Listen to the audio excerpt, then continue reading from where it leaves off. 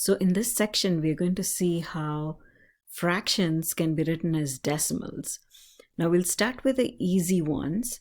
If the denominator is a power of 10, just read the fraction in words. So the first one says 3/10. So this is 3/10. And that's exactly how you write it in the decimal form. So 0.3, one decimal place because it says tenths.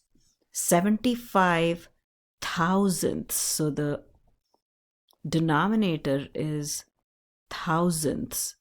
So we write it as 0 point, and the minute we see thousandths, we know there are 3 decimal place values, and the 3 places have to read 75. So it is 0.075. So if it's a power of 10, all you have to do is read it in words, read the fraction in words, and then basically then write it as a decimal form. Now, there are some fractions that can be written in an equivalent form, and it'll be easy to do this one because if I multiply the denominator by 2, it becomes a 10. But I have to do the exact same thing, so I'm not changing the value of the fraction. The two forms have to be equivalent or equal in value because 2 over 2 is a 1. They're equal in value. And the reason I write it this way is because it is 6/10. So 3/5 is 6/10. The minute I hear the word tenths, I know there's just one decimal place value, and it is 6/10. Now, we're looking at the easy ones here. The first one was a power of 10, which is pretty clear. And then if you have a 5, you can easily convert it into a power of 10, and that's what we did next. Now, if you see a 25 in the denominator, even that can be converted to a power of 10 quite easily by multiplying the numerator and denominator by 4. So 4 quarters make $1, which is 100 cents. And remember, these two are equal in value. You cannot change the value of the fraction. You have to write it in the equivalent form. Now, 23 times 4, 4 times 3 is 12, carry the 1, 4 times 2 is 8, plus 1, 9. So this is what we did. 4 times 3 is 12, 4 2s are 8, plus 1, 9. So that's a 92. So the way I'm going to read this is 92 hundredths. The minute I hear the word hundredths, I know that it has 2 decimal place values. So that's hundredths, and it has to read 92. So these are all proper fractions that are being converted to decimals. Again, 25, 55, all these are easy to convert to powers of 10. So again, 50 is another one that can easily be converted to a power of 10. So if you can do it easily, I think that is the method that should be used. So 13 times 2 is 26, 50 times 2 is 100. So this is 26 hundredths. Hundredths tells me there are 2 decimal places, and the number is 26, so that's 26 hundredths. So what we've been doing on this first page is converting fractions to decimals. And we looked at the easy examples. First, the powers of 10, and then the denominators that can easily be converted to powers of 10. Now, let's look at 3/8, for example. Now, 8 can be converted to a power of 10, but it's more of an effort. So how do we change 3/8 to a decimal? Now, the denominator is not something that I can easily convert to a power of 10. So what I'm going to use is long division. 3 over 8 is the same as 3 is divided by 8. Now, be careful here. 8, the denominator is the divisor. It sits outside. 3 sits inside. So now we're going to do long division, and basically the quotient here is going to be written in the decimal form. So how many times does 8 go into 3? Clearly it is a 0. Subtract to get a 3. Now we have to continue because we are doing decimal division.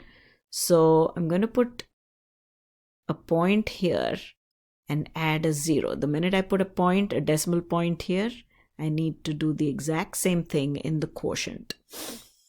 So after the decimal point, I can add any number of zeros because the value of the dividend does not change by adding zeros after the decimal point. Now, if I take 3 and add a bunch of zeros, definitely that becomes a 300. But if I put a point and then I add a bunch of zeros, it really doesn't make a difference because this is still equal to a 3. So that's what's going on here.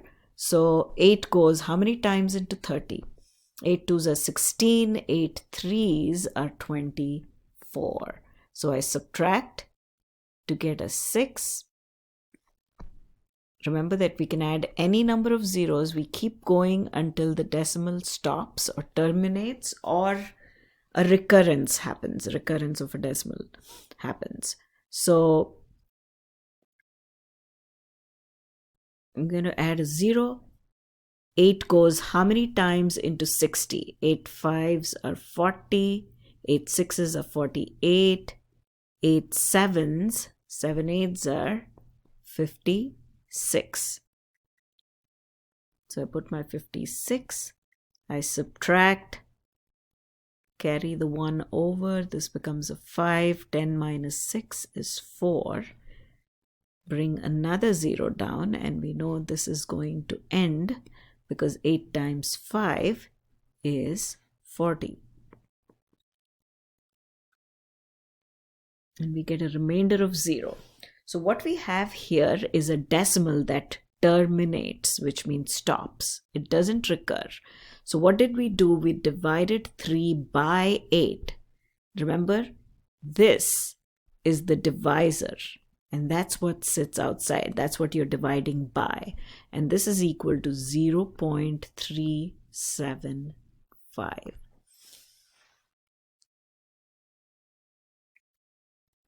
So that's 3/8 is a terminating decimal, which is equal to 0.375.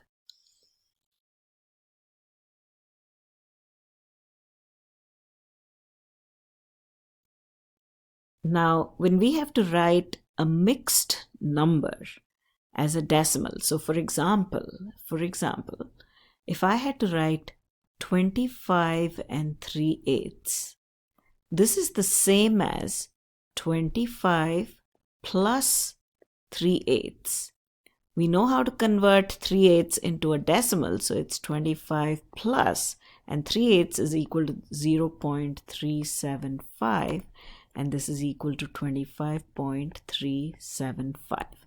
So this is just an example that I just added to explain how we can deal with mixed numbers. So when you get a mixed number, you do not have to change it to an improper fraction. That would be a large number. If I had to go 25 times 8 plus 3 and then divide by 8, that's a lot of work.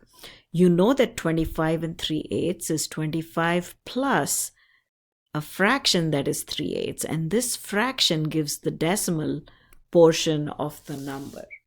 So all you have to do is figure out what the decimal portion of the number is by dividing 3 by 8.